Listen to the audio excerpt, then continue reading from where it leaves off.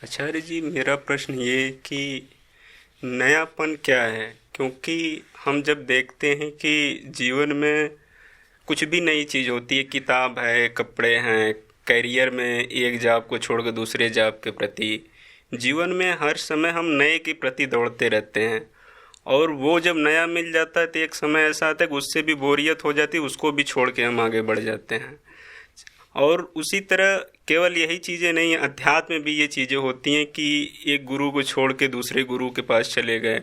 जबकि बात ये है कि पहले गुरु के यहाँ जो चीज़ें या जो विधियाँ उन्होंने बताई उसको भी पूरी तरीके से किया नहीं। 2 महीना 3 महीना किया, वहाँ भी एक बोरियत आई, वहाँ से भी निकल रहे। तो ये जो एक दौड़ है नए के प्रति, हमेशा एक नए खोज के प्रति, ये दौड़ क्या है, कब ख़त्म होगी? और ऐसा क्या नयापन है जो मिल जाए तो जो दौड़ है वो ही ख़त्म हो जाए? नया वो है जो तुम्हें पुराने को मुस्कुराकर झेलने की सामर्थ्य दे दे। जीव हो तुम, देहधारी, देह का चयन किया है तुमने।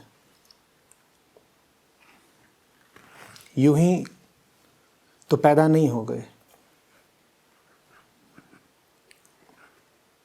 देह लिए लिए घूम रहे हो। कहाँ घूमोगे देह लेकर के? परलोक तो पहुंच नहीं जाओगे। देह है तो यही संसार है, यही लोग, यही नदियाँ, यही पहाड़, यही धरती, यही आकाश, यही स्त्री, यही पुरुष, यही वृद्ध, यही बालक। यहाँ नया क्या पाओगे? किसी को भी नया क्या मिल जाना है दुनिया में? जिसने देह धारण करी है उसने अपने आप को अभिशप्त कर लिया है पुराने के ही चक्र में सीमित रहने को।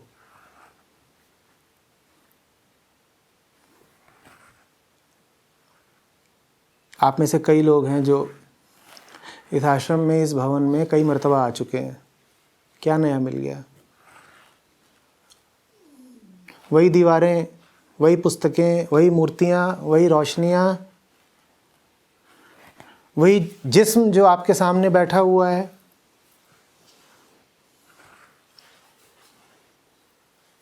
तुम भी तो अभी मुझे मिले थे, हफ्ता भर पहले ही बातचीत हुई हमारी। क्या नया है? वही तुम, वही मैं। रूप, रंग, नाम, आकार, यही तो है संसार। और ये सब सीमित हैं। इनमें तुम कितनी विविधता ला लोगे? पुराने को ही झेलना है तुमको। जन्म भी बहुत पुराना है, मरण भी बहुत पुराना है। कोई है जो कहे कि मैं पहला हूं जो जन्मा? हाथ उठाओ। कोई है जो कहे कि मुझसे पहले किसी का जन्म नहीं हुआ था? बोलो। कोई है जो कहे कि मेरे बाद किसी का जन्म नहीं होगा? कोई है जो कहे कि मुझसे पूर्व किसी की मृत्यु नहीं हुई? कोई है जो कहे कि मेरे बाद कोई मरेगा नहीं? तुम्हारा जन्मना भी बासी और मरना भी बासी, सब पुराना ही तो पुराना है ना। प्रकृति में नया कहाँ कुछ है, तभी तो उसे चक्र कहते हैं। चक्र समझते हो? एक गोल घेरा, एक वर्तुल, एक दायरा। वृत्त में कहीं कोई शुरुआती बिंदु होता है जहां कह सको कि यहां से आधे होता है, और कोई अंतिम बिंदु होता है जहां कह सको कि अंत है। होता है? तो संसार वो है, यहां कुछ नया होता नहीं। ये तो बात बड़ी सीधी है, संसार में कुछ नया होता नहीं। लेकिन सीधी बात सीधी तब नहीं रह जाती है जब तुम पुरानी दुनिया में ही कुछ नया खोजने निकल पड़ते हो, चैन खोजने निकल पड़ते हो। तुम मानते ही नहीं कि यहां सब पुराना ही पुराना है, कुछ खास नहीं, कुछ विशिष्ट नहीं, कुछ अनूठा नहीं। भीतर तुम्हारे कोई बैठा है जो नए के लिए लालायित है। यहां तक भी बात ठीक है। और बाहर सब पुराना ही पुराना है, यह भी बात ठीक है। भीतर कोई है जो कुछ नया मांग रहा है। उसका प्रमाण यह है कि अभी अभी तुमने प्रश्न पूछा और प्रश्न कह रहा है नया कहां मिलेगा। प्रश्न मात्र तुम्हारा नहीं है, यहां जितने लोग उपस्थित हैं, चाहे सशरीर उपस्थित हो, चाहे ऑनलाइन उपस्थित हो, प्रश्न सबका है। नए की चाह सबको है। प्रमाण यह है कि ऊब और बोरियत सबको सताते हैं। सताते हैं कि नहीं? छटपटा के सब भागते हैं, कुछ नया मिल जाए। तो सवाल एक का नहीं, सवाल सबका है। और बाहर सब पुराना ही पुराना है, यह बात भी सब पर लागू होती है। इन दोनों ही बातों में कहीं कोई दुख, कहीं कोई कष्ट निहित नहीं है। दुख की शुरुआत तब होती है जब तुम अपनी प्यास को, नूतन के प्रति अपनी प्यास को बुझाने निकल पड़ते हो पुराने संसार में। यह तो वैसी बात हुई कि कोई प्यासा रेगिस्तान पहुंच जाए अपनी प्यास बुझाने। तुम्हें प्यास है, यहां तक भी ठीक है, और इधर उधर बिखरा हुआ रेगिस्तान है, यह बात भी ठीक है। ठीक क्या नहीं है? यह ठीक नहीं है कि तुम अपनी प्यास को रेगिस्तान में बुझाने निकल पड़े। और भूलना नहीं कि रेगिस्तान में ही पैदा हुए हो, रेगिस्तान में ही मरोगे। कितनी भी दौड़ लगा लो, चारों तरफ सहरा ही सहरा है। तो फिर नया क्या है? नया वो है जो तुम्हें पुराने को झेल जाने की ताकत दे दे, क्योंकि मिलेगा तो सब पुराना ही पुराना, नया किसी को नहीं मिलता। ये उम्मीद मत पाल लेना। जो देह लेकर के पैदा हुआ, मैंने कहा वो अभिशप्त है, सर्वत्र सर्वथा सर्वदा मात्र पुराना ही पुराना देखने को। हमारे जीवन में क्या है जो नया घटित हो जाएगा? मुझे बताओ। तुम कहते हो तुम्हें प्रेम हुआ, तुम पहले हो जिसे प्रेम हुआ है। तुम कहते हो तुम्हें दुख लगा, तुम पहले हो जिसे दुख लगा है। तुम कहते हो तुम्हें चोट लगी, तुम पहले हो जिसे चोट लगी है। तुम्हें सुख हुआ, तुम पहले हो। तुम्हें धन मिला, तुम्हारा धन छिना, तुम पहले हो। तुम्हारे साथ क्या कुछ भी ऐसा हो रहा है मानस के तल पर जो पहली दफा हो रहा हो? तुम्हारे साथ वही सब कुछ हो रहा है जो जंगल के एक बंदर के साथ भी होता है। चलो, बंदर का उदाहरण अगर तुमको कचोटता हो तो कह लो कि आज से 10,000 वर्ष पहले के मनुष्य के साथ जो कुछ होता था वही तो सब तुम्हारे साथ भी हो रहा है ना। वही दिलों का लगना, वही दिलों का टूटना, कभी बधाइयां, कभी शोक गीत, कभी हर्ष, कभी अमर्ष। नया बताओ, नया? दुनिया में कुछ नया नहीं है, पूरी तरह नाउम्मीद हो जाओ। दुनिया में कुछ नया नहीं है। तो फिर नया क्या है? नया वो है जो तुम्हें दुनिया में नए की खोज से मुक्ति दे दे, जो तुम्हारे मन से यह भ्रम हटा दे कि दुनिया में कुछ नया मिल सकता है। बस वही नया है, और कुछ नया नहीं है।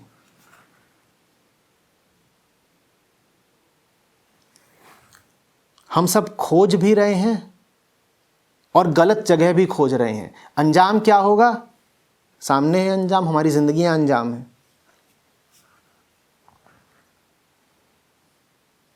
एक बार तुम निराश हो गए, निराशा बहुत जरूरी है। यह बात तुम्हें अजीब लगेगी क्योंकि आजकल आशावाद का, सकारात्मकता का जमाना है। तुमसे कहा जाता है उम्मीद का दामन मत छोड़ना। पर जिन्होंने जीवन को समझा है, संतों ने, ऋषियों ने, उनसे पूछो तो कहेंगे ये आशा ही तुम्हारे दुख का कारण है। एक बार तुम दुनिया के प्रति पूरी तरह निराश हो गए, फिर आनंद के द्वार खुल जाते हैं। और मैं जिस निराशा की बात कर रहा हूं वो दुख भरी निराशा नहीं है, वो यथार्थपरक निराशा है। तुम्हें पता चल गया कि कहां क्या मिलना है। मैं माने बैठा हूं कि इसके भीतर 7 समुद्र हैं, तो मैं स्वयं को ही बेवकूफ बना रहा हूं ना। जब मैं कह रहा हूं दुनिया के प्रति निराश हो जाओ, तो मेरा आशा यह है कि जान जाओ भली भांति कि 7 समुद्र इसमें नहीं समाने वाले। इसको मैं निराशा कह रहा हूं। वास्तव में मैं तुमको तथ्य से अवगत होने को कह रहा हूं, मैं तुम्हें यथार्थ में जीने को कह रहा हूं। तुम्हें अगर 7 समुद्र चाहिए तो वो तुम्हें इस प्याले में नहीं मिलने वाले, और 7 समुद्र तुम्हें चाहिए ही। उससे कम पे तुम संतुष्ट कहां होते हो?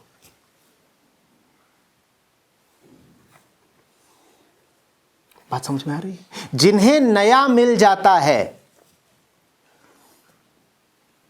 वो दुनिया में बड़े आनंद से जीते हैं। इसलिए नहीं कि उन्हें दुनिया बड़ी प्यारी हो गई, इसलिए कि अब उन्हें दुनिया से उम्मीद ही नहीं रही। जब तक तुम्हें इससे उम्मीद है कि इसमें तुम्हें 7 समंदर मिल जाएंगे, तुम इसको नोचते खसोटते फिरोगे, तुम ढूंढते फिरोगे कि इसमें 7 समुंदर हैं कहां, क्योंकि अभी तुम्हें आशा है कि 7 समुंदर है तो इसी के भीतर, बस मुझे नहीं मिल रहे। और तुम्हें बड़ा अफसोस रहेगा और तुम्हें बड़ी ग्लानि रहेगी, अपने प्रतिक्षोभ से भरे रहोगे। तुम्हें लगेगा उपलब्ध है 7 समुद्र, तुम में ही कोई खोट है कि तुम्हें नहीं मिलते। एक बार जान लो ना कि तुम में कोई खोट नहीं है। यह प्याला संसार है, इसकी ये पात्रता ही नहीं, इसकी औकात ही नहीं कि इसमें 7 समुद्र समा सकें। अब तुम में कोई खोट नहीं, अब तुम मस्त जियो। अब तुम इसको देखोगे भी तो कहोगे ठीक है, 2-4 अंजुल पानी है इसमें, थोड़ा सा है, सांसारिक जरूरतों की पूर्ति कर सकता है संसार, तुम्हारी हार्दिक जरूरत की पूर्ति नहीं कर सकता है। जो ये बात समझ गया आदमी, वो आध्यात्मिक हो गया। वो संसार से नाता रखता है बस सांसारिक आवश्यकताओं की पूर्ति के लिए। मुझे गले की प्यास मिटानी है, बहुत बढ़िया। मुझे जी की तपन मिटानी है, वो इससे नहीं मिटेगी। गला भौतिक है, गला दैहिक है, गले की प्यास प्याला मिटा देगा, लेकिन जिस आग से तुम्हारा अंतर्मन जल रहा है उसको कोई प्याला नहीं मिटाने वाला। यह बोध नया है। यह बोध एक बार आ गया, फिर यह पुराना प्याला प्यारा हो जाता है, क्योंकि कुछ तो महत्व है ही इसका। क्या महत्व है इसका? गले की प्यास बुझाता है ना। अब तुम्हें इससे कोई शिकवा नहीं रहेगा, अब तुम इसके प्रति शिकायत से नहीं भरे रहोगे। भूलना मत, तुम्हें जिनसे आशा होती है सबसे ज्यादा शिकायत के प्रति तुम उन्हीं से भरे रहते हो। ये पता है ना, तुम्हें अपने बेटे से बड़ी आशा है, ये बड़ा आदमी बन के दिखाएगा, और यही वजह है कि तुम उसके प्रति इतने रूखे रहते हो। उसको लेकर के तुम में इतनी शिकायत रहती है। जहां आशा है वहां शिकायत है। संसार से भी तुमने आशा रखी है कि संसार से संतुष्टि मिल जाएगी, चैन मिल जाएगा, इसीलिए संसार को लेकर के तुम्हारे मन में फिर इतना क्षोभ है। एक बार तुम संसार के प्रति उदासीन हो गए, उसके बाद संसार प्यारा हो जाता है। उसके बाद तुम कहते हो नन्हा सा प्याला तो है, मैं ये क्यों देखूं कि इससे मुझे क्या नहीं मिल रहा, मैं ये देख लूं कि इससे क्या क्या मिलता है। अरे दुनिया बुरी क्यों है? दुनिया से ही जी रहे हैं, अन्न पानी सब वहीं से है, रिश्ते नाते सब वहीं पर हैं, खाना पीना उठना बैठना सब कहां चल रहा है भाई? दुनिया में ही तो चल रहा है। ये सत्संग भी कहां चल रहा है? दुनिया में ही तो चल रहा है। अब दुनिया बुरी नहीं लगती, लेकिन दुनिया उसके लिए बड़ी नागवार हो जाती है जो कहता है कि दुनिया में ही कहीं मिल जाएगा वो प्राण प्यारा प्रीतम जिसकी तलाश है, जो कहता है कि दुनिया में ही कहीं वो अमर सुख मिल जाएगा जिसकी तलाश है। वो दुनिया में नहीं मिलने का। हाँ, दुनिया में तुम्हें क्या मिल जाएगा? पानी मिल जाएगा, रुपया मिल जाएगा, और ये भी कोई बेकार की चीजें नहीं है। जो कहते हो कि दुनिया बेकार की चीज है, मैं उनसे कहता हूं 10 घंटे बिना पानी के रह लो, दुनिया का महत्व समझ में आ जाएगा। जो कहते हो दुनिया बड़ी बेकार की चीज है, मैं उनसे कहता हूं लौटते वक्त अपने मोबाइल फोन यहीं छोड़ जाना। दुनिया बड़े काम की चीज है, लेकिन दुनिया में वो नहीं है, वो आखिरी चीज नहीं है जो तुम्हें चाहिए। उस आखिरी चीज को छोड़कर सब कुछ है। महत्व दोनों का है। महत्व पानी का भी है और महत्व परमात्मा का भी है। तुम्हें दोनों चाहिए, भूलना नहीं।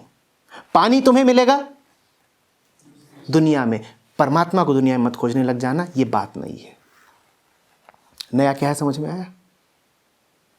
पुराने में वो मांगो जो पुराना दे सकता है, पुराने में पुराना मिलेगा। साइकिल की दुकान में कार खोजोगे तो अपना समय व्यर्थ कर रहे हो, जीवन खराब कर रहे हो ना।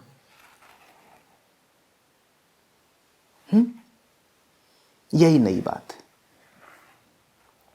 तुम कहते हो बहुत जगह गए, बड़े रिश्ते नाते बनाए, कुछ मिलता नहीं, दर दर ठोकरे खाई, कुछ मिला नहीं। यहां तक कि कई गुरुओं के पास भी गए, वहां भी कुछ खास प्राप्त नहीं। एक दरवाजे से दूसरे दरवाजे। तुमने ये उम्मीद ही क्यों करी कि कोई भी तुम्हें बहुत कुछ दे सकता है? इंसान तो उतना ही देगा जितना इंसान दे सकता है। आगे की चीज जो दे उसे परमात्मा कहते हैं। और अगर तुम्हें लगे कि उससे आगे की चीज तुम्हें कोई इंसान दे रहा है तो उसको भी परमात्मा ही जान लेना, इंसान मत कहना। गुरु जब तक व्यक्ति है तब तक तो उतना ही देगा ना जितना तुम्हें कोई व्यक्ति दे सकता है। तुम्हारे सामने जीव रूप में कोई बैठा है, देहधारी एक बैठा है, वो तुम्हें अधिक से अधिक क्या दे लेगा? कुछ बातें ही तो दे लेगा। यहां होंठ चल रहे हैं, कंठ का कंपन हो रहा है, ध्वनि की कुछ लहरें तुम्हारे कानों तक पहुंच रही हैं, ये सब भौतिक क्रियाकलाप हैं। एक भौतिक शरीर दूसरे भौतिक शरीर को क्या दे सकता है?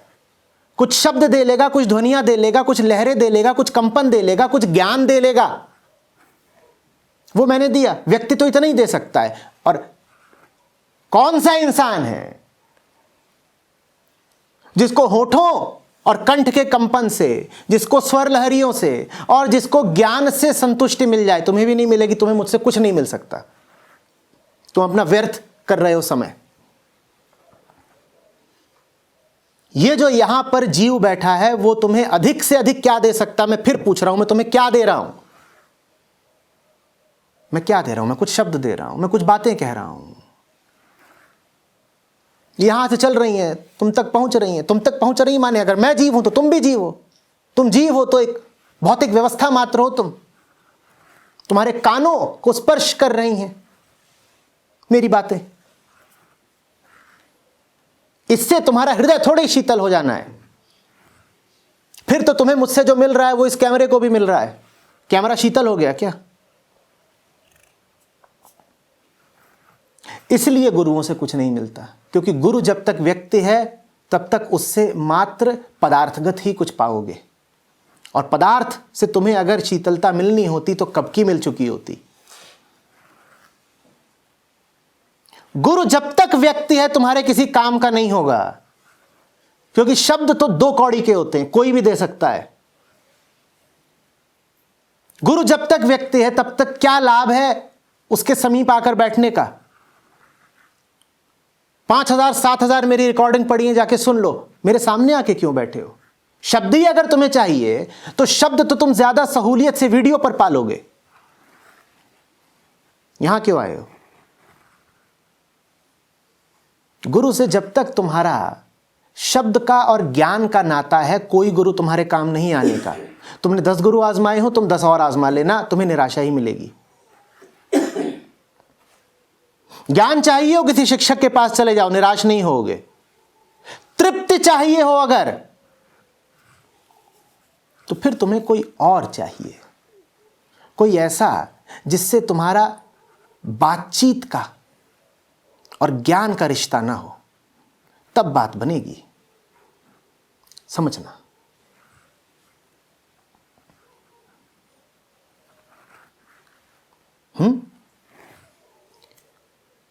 प्रेम तुम्हें वरमाला में मिल जाएगा क्या? बोलो।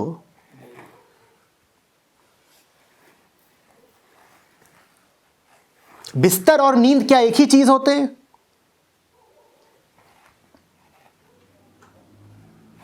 प्याला और पानी क्या एक ही चीज होते हैं? ठीक उसी तरीके से गुरु और तृप्ति भी एक ही चीज नहीं होते। ये जो देह है ये प्याला मात्र है। तुमने अपना संबंध अगर सिर्फ इस देह से और इस देह द्वारा उच्चारित शब्दों से रखा तो तुम्हें तृप्ति नहीं मिलेगी। तुम्हें किसी और तल पर मुझसे संबंध बनाना पड़ेगा। अगर सिर्फ मेरे शब्द सुन रहे हो तो कुछ नहीं पाओगे, तुम्हें कुछ और सुनना पड़ेगा, फिर तुम्हारी सारी तलाश रुक जाएगी।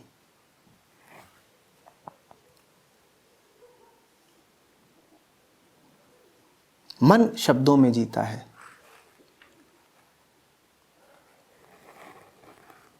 हृदय मौन का नाता बनाता है। मन व्यवसायी होता है, व्यापारी। मन आकर के गिनता है मेरे कितने प्रश्नों के उत्तर दिए गए और कितनी देर तक दिए गए, और आज की सभा में मेरा प्रश्न लिया गया या नहीं।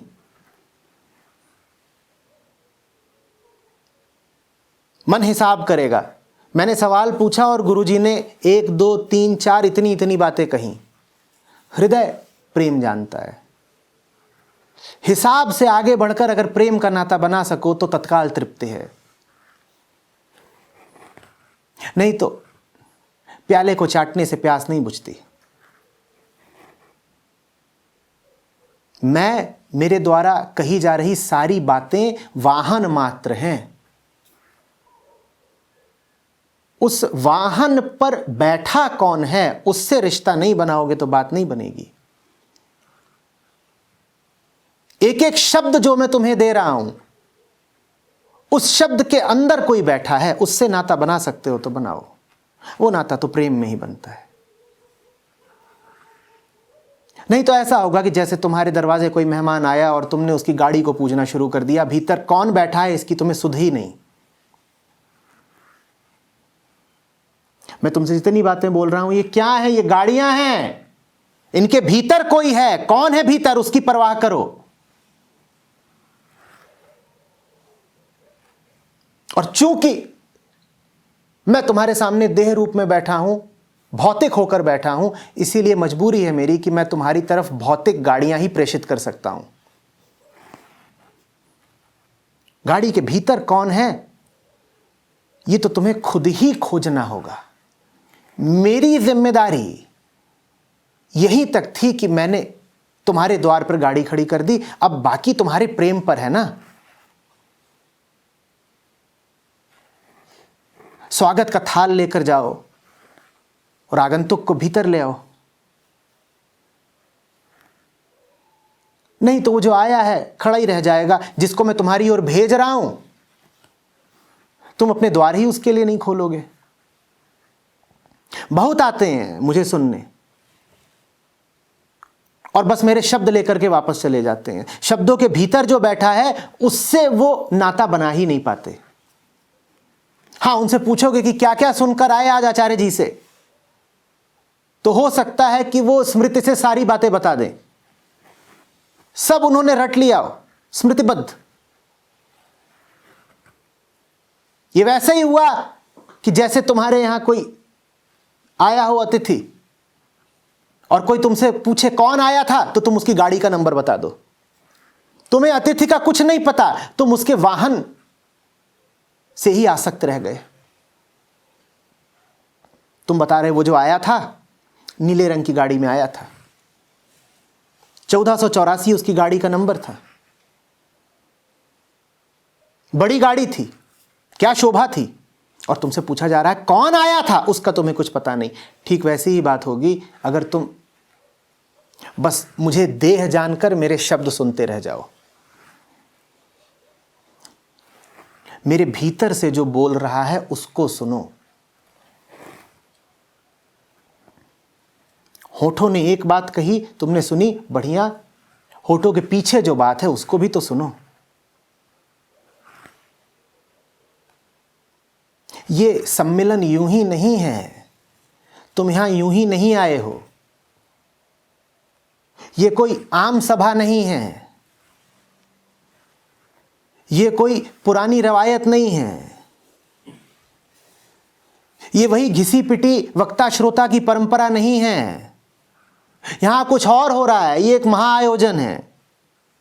अगर तुम अपने दरवाजे खोल सको तो, नहीं तो कुछ नहीं। चंद लोग बैठे हैं, एक आदमी बैठा है, वो कुछ बोले जा रहा है, कुछ लोग सुन रहे हैं, थोड़ी देर में अपने घर चले जाएंगे, बात खत्म।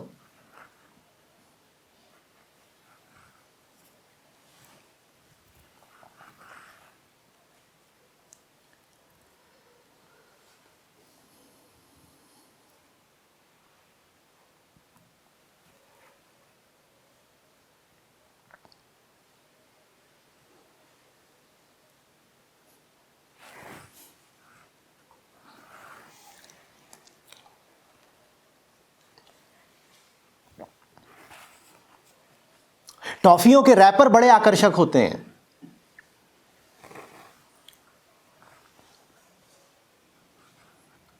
मैं जानता हूं एक छोटी बच्ची को जिसे टॉफियां इकट्ठा करने का शौक है। उसे मिठास का कुछ नहीं पता, पर रैपर बड़े आकर्षक हैं। उसने जो कुछ इकट्ठा कर रखा है वो जगमगाता है। वो कहती है देखो इतना कुछ है मेरे पास। जहां जाती है टॉफियां बटोर लाती है।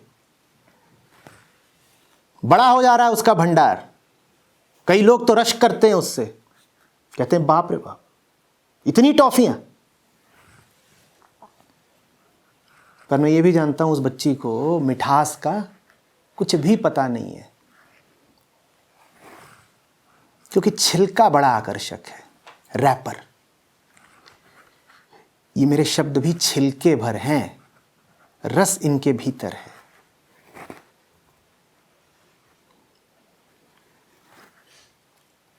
टॉफी तो रैपर में ही दी जाएगी। खोलना है या नहीं खोलना है तुम्हारी मर्जी।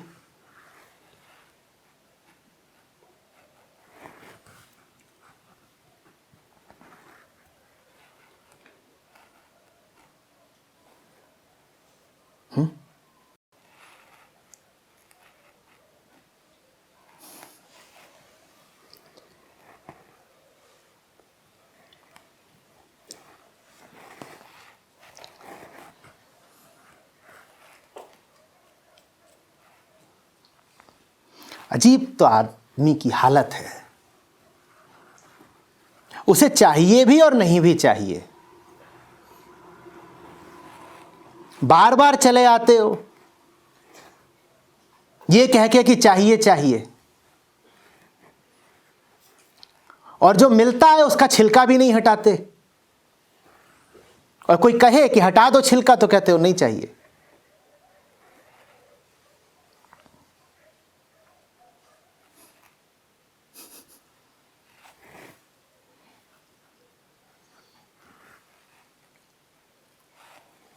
जैसे कि कोई दूसरा छोटा बच्चा जो तुम्हारे पीछे पीछे भी फिर रहा है,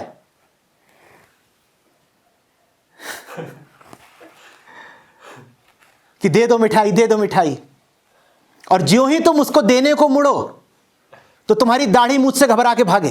कहे बाप रे बाप ये दाढ़ी, ये तो खतरनाक है। और जब भाग जाए तो तुम कहो चलो भाग ही गया, पीछा छूटा। वो भगता भी नहीं है। थोड़ी दूर तुम फिर आगे बढ़ो, फिर देखोगे वो पीछे पीछे आ गया है और पीछे से बोल रहा मिठाई, और जहां तुम मुड़े और मिठाई देने की कोशिश की वो फिर भागा। ऐसी तो तुम्हारी हालत है। ना तो यही करते हो कि चले ही जाओ, और ना यही करते हो कि निकट ही आ जाओ।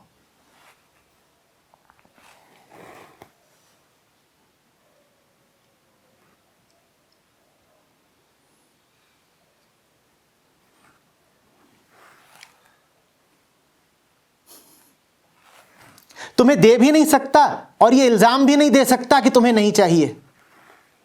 दोष सारा मेरे ऊपर आ जाता है।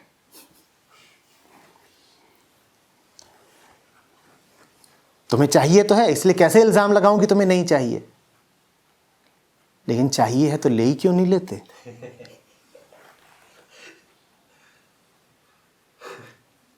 उसके लिए तुम तैयार नहीं।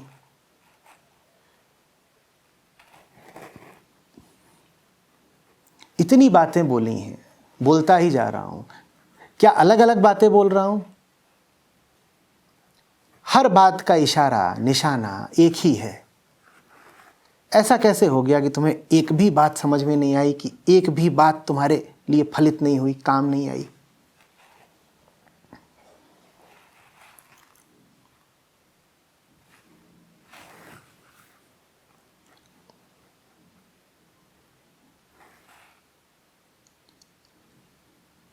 दीवार पर निशान लगाओ और कोई बिल्कुल अनाड़ी भी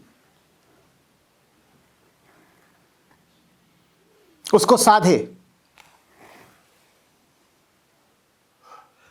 कहे कि कंकड़ फेंक के मारूंगा उसी निशान पर, तो भी 10-20 में से एक कंकड़ तो निशान पर लग जाएगा कि नहीं लग जाएगा? बोलो, लगेगा कि नहीं? क्यों लग जाएगा? क्योंकि निशान की कोई मर्जी नहीं है बचे रहने की। निशान ने हठ नहीं बांध लिया है कि मुझे कभी कोई बेधे नहीं। निशान कह रहा है कि अगर तुम सही निशाना लोगे तो मुझे मार सकते हो, मैं हटूंगा नहीं अपनी जगह से। हां, तुम्हारे सामने कोई आदमी खड़ा हो और तुम 20 कंकड़ उसे तक तक के मारो तो भी बहुत संभावना है कि उसे एक भी न लगे। बताओ क्यों नहीं लगेगा? क्योंकि वो बचने की पूरी कोशिश कर रहा है। मैं इतने कंकड़ मारता हूं तुमको, तुम्हें एक भी नहीं लगता, मुझे तो कुछ शक है। निश्चित रूप से मेरा निशाना इतना बुरा नहीं है, जरूर तुम कूद कूद के बच रहे हो।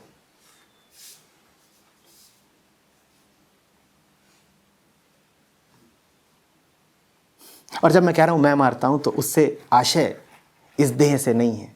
पूरा अस्तित्व तुम्हें कुछ बताने, कुछ सिखाने को आतुर है। तुम कुछ नहीं जान पाते, तुम कुछ नहीं सीख पाते। निश्चित रूप से सिखाने वाला इतना तो नहीं अनाड़ी। तुम तुले हुए हो कि हमें नहीं जानना, बड़े डरते हो।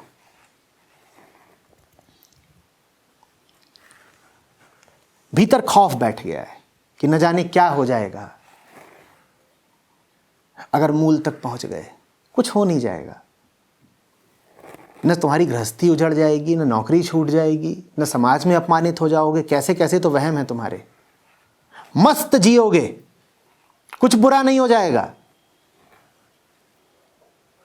और 50 तरह के शक लेकर घूम रहे हो, कह रहे हो अध्यात्म चीज अच्छी है जब तक एक हाथ दूर रहे। ज्यादा बढ़ गई तो बुखार हो जाता है। अध्यात्म वो चीज है जो काम ही तब करती है जब हृदयस्थ कर लो, नहीं तो काम नहीं करती।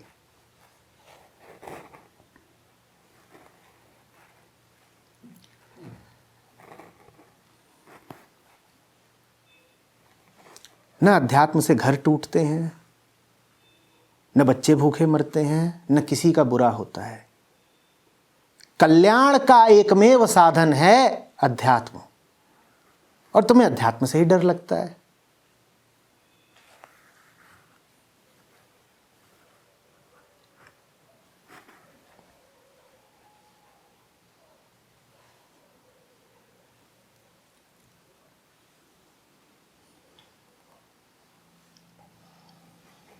संतुलन बना के चलना चाहते हो।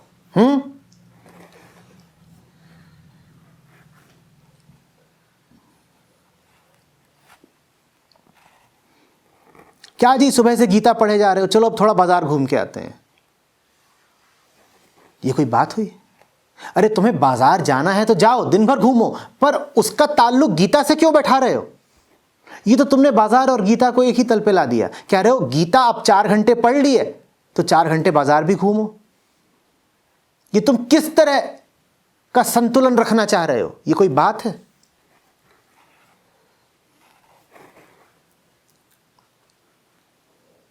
कि कबीर साहब बहुत गालिए। आओ फेसबुक देखते हैं। तुम्हें फेसबुक देखना हो, जो भी देखना हो देखो, पर उसका संबंध कबीर साहब से क्यों जोड़ रहे हो? क्योंकि डरते हो। तुम कहते हो संत आए तो जीवन में, पर पूरी तरह ना आ जाएं, आधा आधा रहे, तराजू के 2 पलड़े बराबर रहे।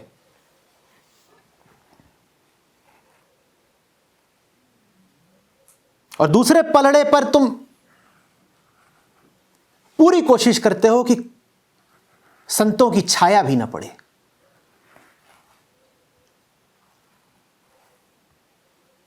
कुछ दूरी तक संत महात्मा ठीक, ऋषियों की वाणी, उपनिषदों का ज्ञान,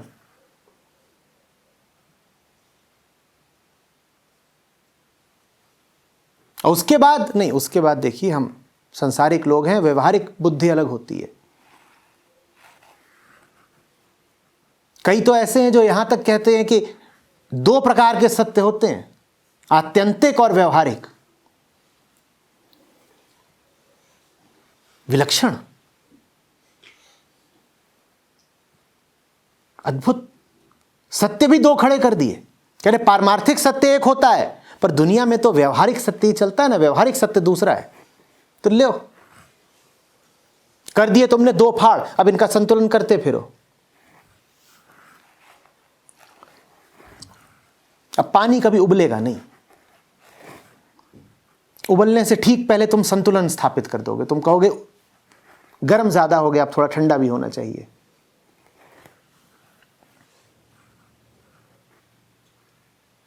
बात कभी अंत तक नहीं जाएगी, चीज कभी पूर्ण नहीं हो पाएगी, तो सदा अपूर्णता से ग्रसित रहोगे।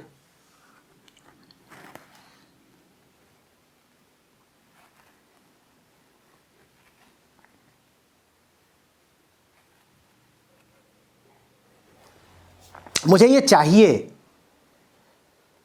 ये यहां पर है, मुझे मिल गया? मिल गया? नहीं। ये यहां पर है, मुझे मिला? ये यहां पर भी है तो मुझे मिला? यहां भी ले आ लिया, बहुत पास ले आ लिया, और दावा कर रहा हूं कि देखो बिल्कुल मेरे हाथों में उठा रखा है, मुझे मिल गया? मेरी प्यास बुझ गई? अब भी बुझ गई क्या? ये यहां पर था चाहे यहां पर था, कोई अंतर पड़ा? मैं तो प्यासा ही रह गया ना। और चाहिए यहां पर ना हो तो भी कोई अंतर है?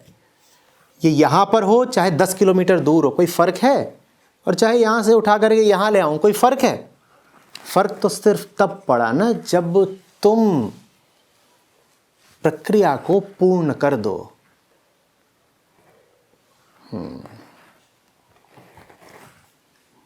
एक मिलीमीटर का भी फासला है इसमें और मेरे होठों में, मेरी प्यास बुझी क्या? नहीं।